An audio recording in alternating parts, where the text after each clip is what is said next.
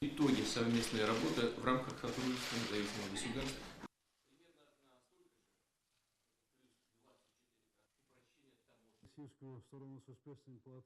Федерации. Думаю, что этого государства не было бы вообще.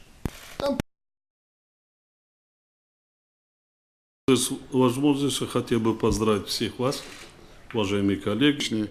Встреча и сегодняшняя наша.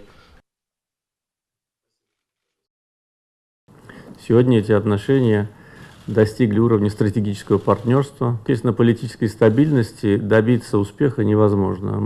Народная существующая панорама еще раз говорит о правильности, вернула ту роль, которую Советский Союз и норм международного права.